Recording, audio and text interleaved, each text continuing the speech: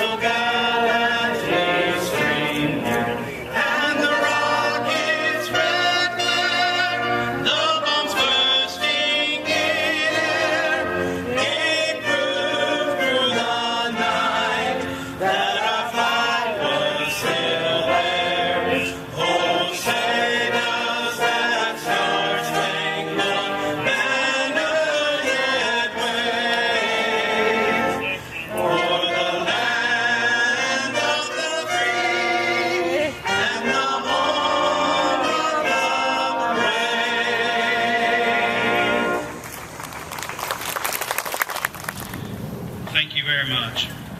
10 years ago today, Americans were rocked from their daily routines as news of the terrorist attacks against our great nation began to unfold. More than 3,000 people lost their lives that day in those attacks.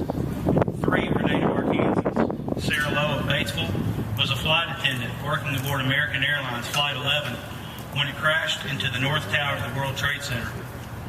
Melissa White of Bald Knob was at her desk on the highest floors of that tower. The first building struck in the cowardly attack. Operations Specialist, Second Class Neiman Lyons IV of Pine Bluff was a sailor serving his country at the Pentagon. And Californian Tom Burnett, whose widow, Dina Burnett Bailey, now lives in Arkansas, was one of the brave passengers who decided to crash United Airlines Flight 93 in a field in Pennsylvania, rather than allow it to be used as an implement of destruction. Many of New York's finest public servants also died that day as they tried to rescue those trapped in the burning towers. The toll includes 343 firefighters, 42 emergency medical technicians, and 61 police and Port Authority officers. And though they died, their actions saved thousands of lives. Since that fateful September morning, our nation has waged war against terrorism. More than 6,000 members of our military forces have paid the ultimate price. These flags in front of the state capitol today are flying at half-staff today in observance of Patriots' Day. But they have flown at half-staff for nearly 100 times since the war began to honor the Arkansans who died in the defense of freedom. We gather here today to honor all those who have fallen. We have a distinguished panel of speakers lined up to address you, and I want to thank them for being here. Now please welcome our first speaker, the Governor of the great state of Arkansas, the Honorable Mike Beebe. Thank you. Thank you. Thank you very much.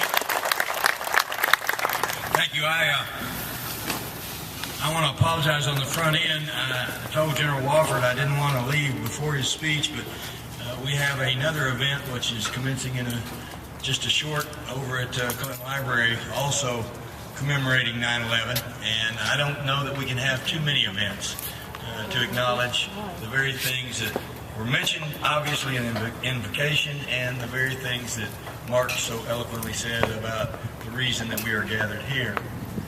I hope there are these kinds of activities and ceremonies and honorings occurring not just all over our state, but all over our country, because it's important that we reflect on and show honor and respect to so many people who had so many different roles in and following 9/11.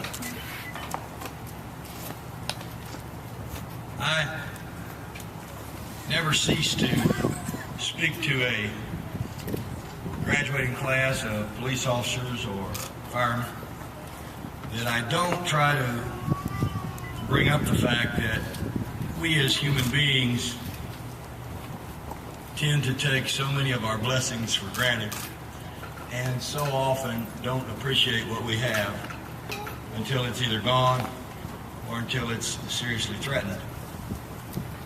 And so it is with 9/11. Very few people truly honored and appreciated firemen and police officers and emergency responders prior to 9/11 the way they do after 9/11. When you saw literally thousands of people running away from those towers in New York, and hundreds, if not thousands, of firemen and police officers and emergency medical personnel and other first responders going into that building, then you started to get a sense and an appreciation of what we have with the men and women who wear uniforms and pledge to protect and serve all of us. When I talk to those graduating ceremonies, I also often reference the fact that it's not just the men and women in the uniform. It's not just the firemen or the police officers or the emergency service responders that we honor, but their families as well. Because you see, their families give too. Their families didn't have the opportunity to choose that sort of a living, that sort of profession. The men and women who wear the uniforms chose that profession because they wanted to, but the families serve and suffer just as much.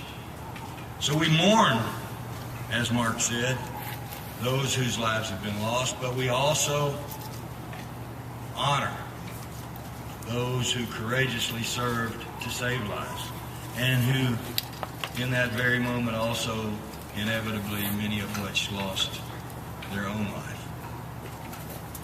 America, like the Twin Towers, shook.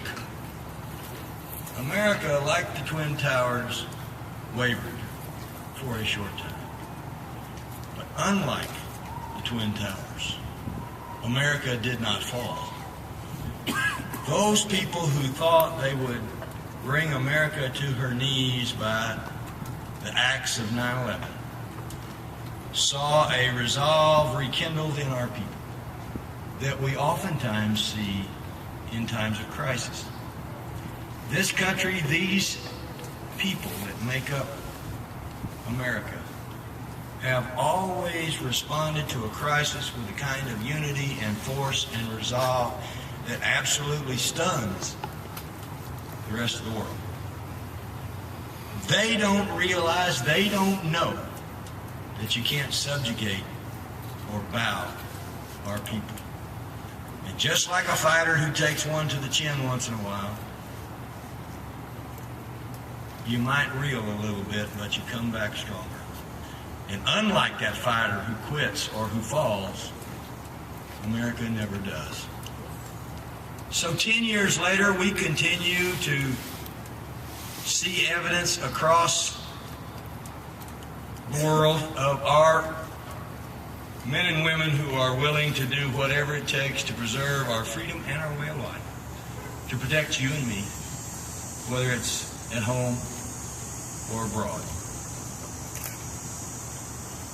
A newspaper reporter asked me a couple of years ago the hardest part of my job was. And it was without equivocation that I said the hardest part of my job is making a phone call to a wife or a mother or a father of a soldier that we lost in Afghanistan or Iraq. And I don't even have to make the first call. The Department of Defense does that. But even not having to make the first call, making that phone call when you don't know what to say, when there's nothing really in words that you can say.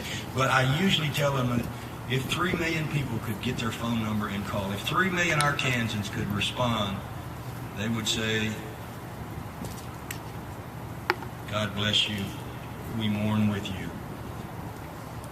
We suffer with you for your loss, and we stand with you in your time of sorrow and bereavement.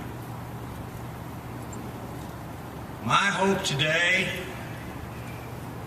and I hope your hope today, is that going forward, America can rekindle that spirit of unity that we saw after 9/11. That we can decide as one people there's no obstacle or problem we cannot overcome. That as Americans we've always faced each challenge, and each generation has risen to the occasion to do what's best, not only for ourselves but for our posterity. And so my hope today is that while we honor those that we have lost, mourn with the families who have suffered so badly, pay honor and tribute to those who protect and serve us, that we also rekindle in our own hearts the idea that in the final analysis we are all one people, we are all one country, we are all Americans, and God bless the United States of America. And now those 343 firefighters, along with police officers, EMS, first responders, and military personnel, they have completed their task. Their duty's well done, and the bell rings 3 times in memory of and in tribute to their lives in service. Uniform personnel, up and first and forward.